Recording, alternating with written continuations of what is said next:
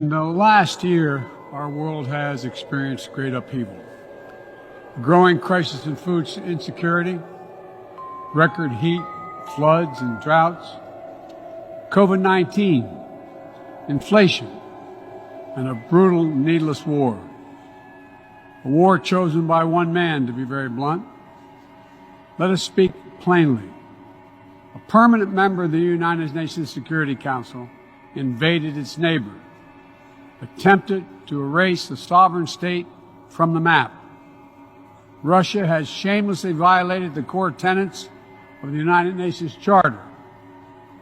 No more important than the clear prohibition against countries taking the territory of their neighbor by force. Again, just today, President Putin has made overt nuclear threats against Europe and a reckless disregard for the responsibilities of the non-proliferation regime. Now, Russia's calling up more soldiers to join the fight, and the Kremlin is organizing a sham referendum to try to annex parts of Ukraine, an extremely significant violation of the UN Charter. This world should see these outrageous acts for what they are. Putin claims he had to act because Russia was threatened. But no one threatened Russia, and no one other than Russia sought conflict. In fact, we warned it was coming, and with many of you we worked to try to avert it. Putin's own words make his true purpose unmistakable.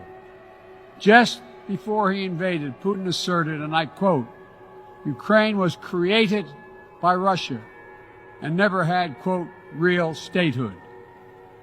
And now we see attacks on schools, railway stations, hospitals, on centers of Ukrainian history and culture.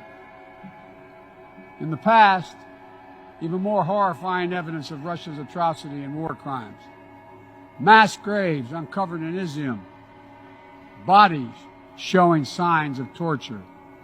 This war is about extinguishing Ukraine's right to exist as a state, plain and simple, and Ukraine's right to exist as a people. Whoever you are, wherever you live, whatever you believe, that should make your blood run cold. That's why 141 nations in the General Assembly came together and to unequivocally condemn Russia's war against Ukraine. The United States has marshaled massive levels of security assistance and humanitarian aid and direct economic support for Ukraine. More than $25 billion to date. Our allies and partners around the world have stepped up as well. And today, more than 40 countries represented in here have contributed billions of their own money and equipment to help Ukraine defend itself. The United States is also working closely with our allies and partners to impose costs on Russia, to deter attacks against NATO territory, to hold Russia accountable for the atrocities and war crimes. Because if nations can pursue their imperial ambitions without consequences, then we put at risk every victory won on the battlefield belongs to the courageous Ukrainian soldiers. But this past year, the world was tested as well. And we did not hesitate. We chose liberty. We chose sovereignty. We chose principles to which every party to the United Nations Charter is beholden. We stood with Ukraine. Like you, the United States wants this war to end on just terms, on terms we all signed up for, that you cannot seize a nation's territory by force. That the only country standing in the way of that is Russia.